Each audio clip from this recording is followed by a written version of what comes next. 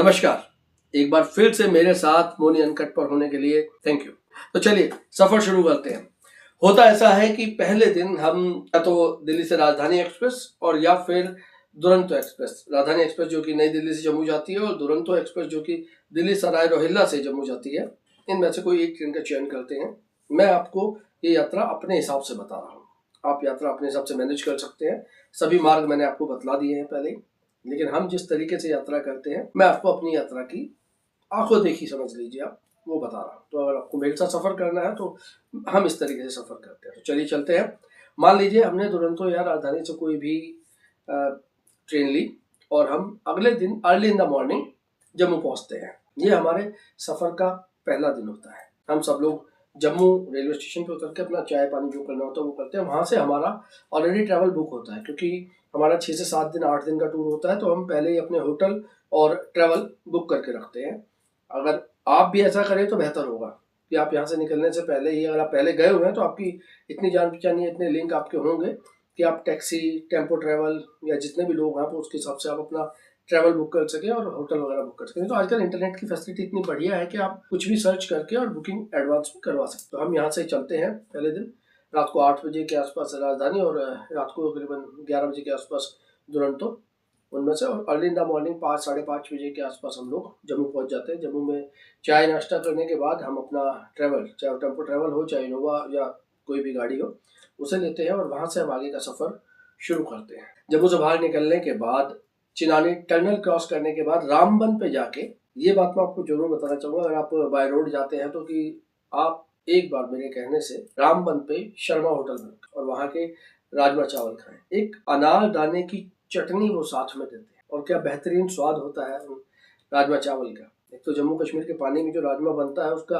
अपना ही एक स्वाद होता है। आप उसे हमारा लंच कह सकते हैं। वहाँ पे हम लंच करते हैं और कुछ देर रुकने के बाद फिर हम उसके आगे का अपना सफ़र शुरू करते हैं, जिसमें जवाहर टनल, गाजीकुंड, अनंतनाग और उसके बाद फिर लगभग शाम के समय हम पहलगांव पहुंच जाते हैं। और पहलगांव पहुंचने के बाद हम वहाँ पे अपने होटल में रुकने के लिए दूसरी गाड़ी आ जाती है होटल वाली, जो पार्किंग तक आती है, क्योंकि यहाँ से जाने वाली गाड़ियों को पार्किंग के बाद अलाउ नहीं करते। लेकिन मैं अब आपको बतलाता हूँ कि उस रजिस्ट्रेशन की जरूरत कहाँ पड़ती है। जम्मू से क्रॉस होने के बाद कहीं भी सिक्योरिटी चेन आपका रजिस्ट्रेशन चेक कर सकती है। अब क्या तो आप उन्हें झूठ बोल के निकलिए कि हम श्रीनगर घूमने जा रहे हैं, या अगर आप सच बोलेंगे कि हम यात्रा पे जा रहे हैं, तो वो आपका रजिस्ट्रेशन आपसे मांग सकते हैं और वहाँ आपको अपना रजिस्ट्रेशन शो करना पड़ेगा। अब बात आती है, चलिए हमने पूरा मार्ग क्रॉस कर लिया, हम पहलगांव पहुंच गए। तो पहलगांव के एंट्रेंस पर बैरिकेड्स बने हुए, चेकिंग पॉइंट्स बने हुए, वहाँ पूरी गाड़ी खाली करवाई जाती है और वहाँ एक एक इंसान का रजिस्ट्रेशन चेक किया जाता है। अब जो लोग आपसे कह रहे थे कि वहीं हो जाएगा, अब आप सोचिए कितनी परेशानियां हो सकती है अगर आप रजिस्ट्रेशन ना करवा के आए तो। इसीलिए मैं आपसे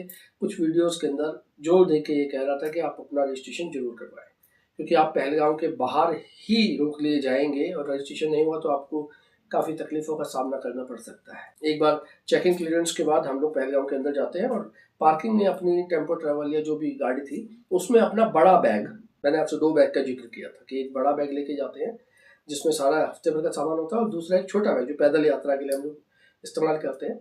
हम वो छोटा बैग जिसमें 1 या 2 जोड़ी कपड़े, हमारी जरूरी दवाइयाँ, कुछ थोड़ा बहुत खाने पीने का सामान, एक टॉर्च, यात्रा से संबंधित सारी सामग्री ले लेते हैं और बड़े बैग को हम अपने उसी बुक ट्रैवल की गाड़ी के अंदर छोड़ देते हैं, क्योंकि हमारा जो प्रोग्राम होता है वो यात्रा के बाद श्रीनगर, गुलमर्ग, इन जगहों पे घूमने का होता है। तो श्रीनगर में जो हमारा होटल बुक होता है, ये गाड़ी वहाँ हमारा बैग पहुँचा देती है और यहाँ पहलगांव में पार्किंग के अंदर हमारा जो होटल बुक है वहाँ से गाड़ी आ जाती है और हमें होटल ले जाती है। हम रात भर होटल में अपना आराम करते हैं। इस तरह हमारा पहला दिन बीतता है, क्योंकि अगले दिन अर्ली इन द मॉर्निंग उठ के हमें यात्रा की तैयारी करनी है, निकलना है यात्रा के लिए।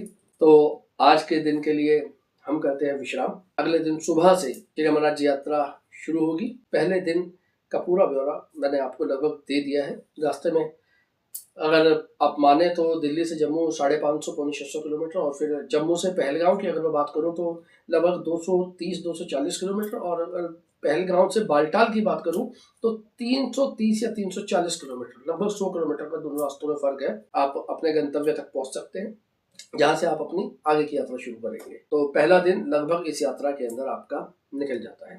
तो फिलहाल मैं भी आपसे लेता हूँ विदा। अगले दिन की जानकारी देने के लिए अगली वीडियो में। जय बाबा बर्फानी, भूखे को अन्न, प्यासे को पानी।